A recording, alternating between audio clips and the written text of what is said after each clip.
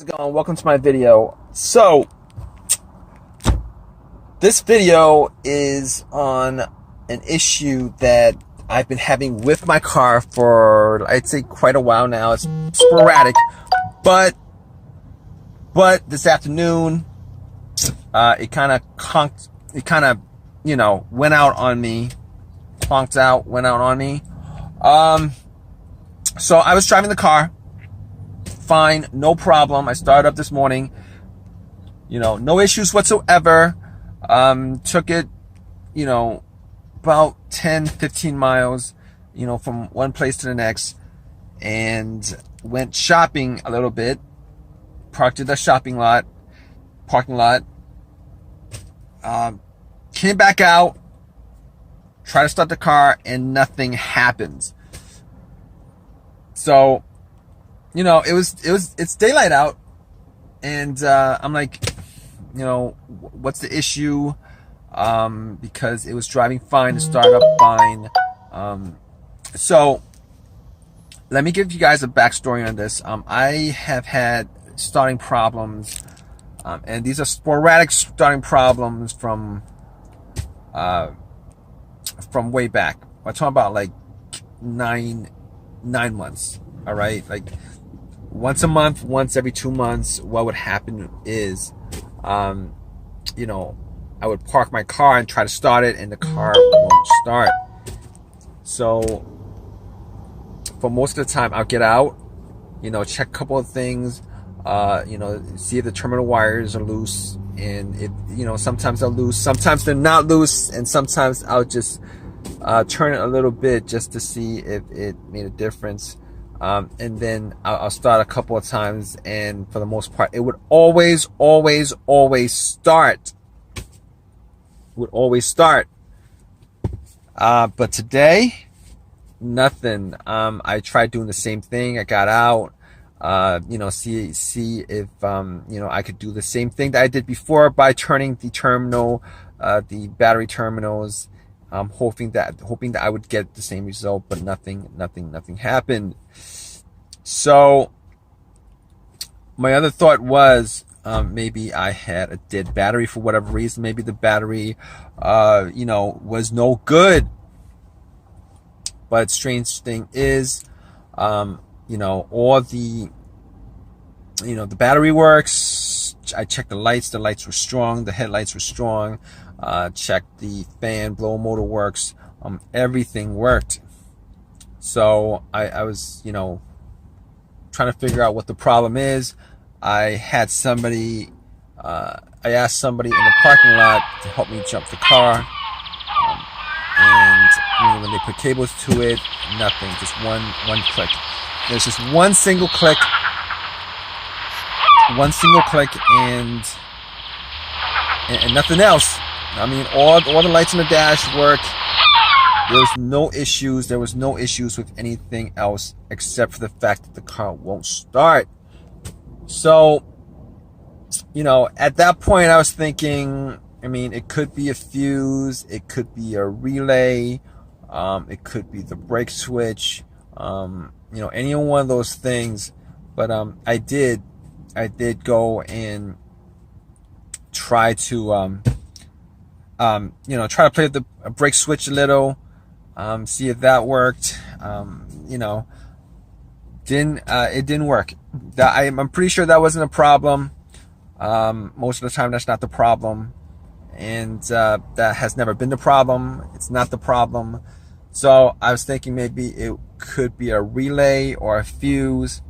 A lot of times when I had issues with fuse, what would happen was, the car would either crank, have everything else working, it would crank, but it won't start, or there's, it's just no power whatsoever, which is like the main fuse that's dead. I did check the fuses. I did have a fuse tester on me, and I did test out all the fuses. All the fuses were good, so that wasn't the issue. All right, the other thing that came to mind was maybe it was, I kind of knew it was a starter. I replaced the starter a year ago. It's a refurbished starter. Unfortunately, you guys know anything about refurbished starters, you guys know that they go out on you quite a bit. Well, or go out on you. There's always a chance that they go out on you, considering that a lot of these, when they fix these starters, they only fix a single part of it. They don't fix all the parts of it. All right. So, you know, there's a high percentage of starters just, you know, not working, since they only change one single part of it, unfortunately. So, you know, that was the thing that I had, that, you know, I thought could have caused the issue. But I was looking at the fuse, seeing maybe the fuse would have, you know, caused my car not to start. I didn't think it was the fuse, considering there was a click. I was hearing clicks, and the fact that I'm hearing clicks means that the solenoid is firing off at least once, and if it's firing off at least once, it means that the fuse is delivering power. I mean, the connection is good, that the fuse is not broken. It's delivering power to the starter itself. So at that point, it was a pretty high percentage that it was the starter that was the problem. So this is what I did. I took a, as a last resort, I actually took, a long crowbar that I had, try to knock the starter a little bit, see if it changes anything, and then try to start the car. Unfortunately, it did the same thing. I mean, sometimes that works. If you guys, know anything about, a little bit about cars, as far as, issues, starting issues and stuff like that, you guys know that is one of the, strangely enough, that's one of the things that you could do to try to get it started, if the starter was, if the starter had one more start left in him. But funny thing is, I've had situations where I've done that multiple times on the starter, and that had issues, and it would always start up. But at this point, that's not the case, because my car, I did it a couple of times. Normally, when you try and bump the starter, it's better if you have somebody else, try to start the car while you bump the starter. I bumped it a couple of times. I bumped the starter itself, the main unit, the motor. I bumped the solenoid. I bumped both those things, and it didn't do anything. All right, but I did go one step further. I had some wires.